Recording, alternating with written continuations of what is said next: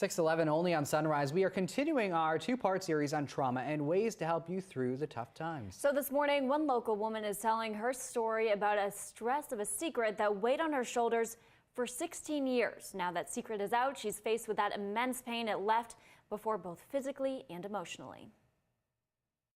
My husband died when he was 46. I was the same age.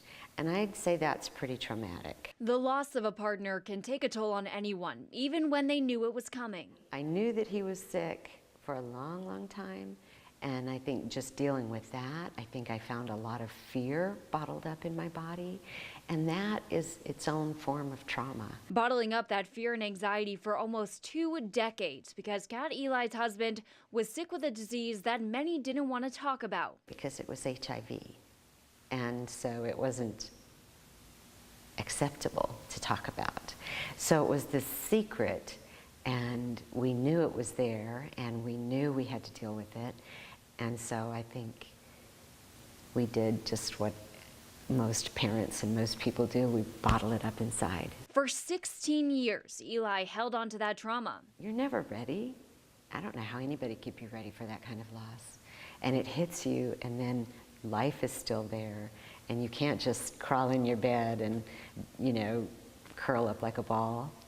You have to go on. Despite all of the emotional pain, Eli turned to physical therapy. When I went to my physical therapist, he said, "You have more tension than anybody I've ever met." And I think carrying a loved one's illness for 16 years can do that. Dr. Jim Shames says carrying heavy stress for a long period of time can have a major impact on our health. You know, there's lots of hormones that are released, things that can raise your blood pressure, things that can affect your judgment.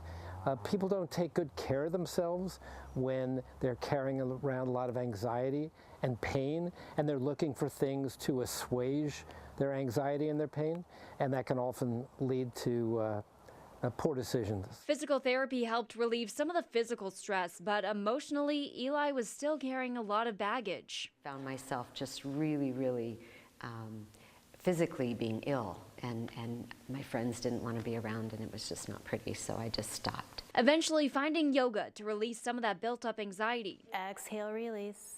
Just the whole life practice of keeping that breath with you, no matter what turmoil is going on outside. It's a challenge, but it's better than popping pills. How has yoga impacted your life? I probably would not be sane if I didn't have yoga. And inhale to plank pose. In yoga, I try to set the intention for what I want my life to be, and I take it a day at a time. Starting off with the very basic. When I first came in here, I didn't know what I was doing. I didn't know anything about yoga, really.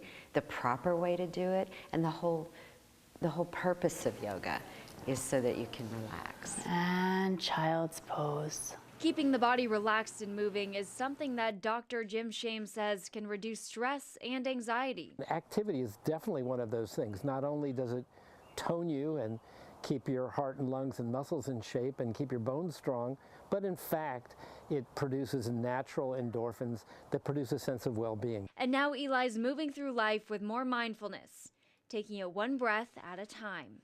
Resisting gravity, and take a deep inhale. The emotional trauma releases, and the physical goes with it. And exhale, reverse the warrior.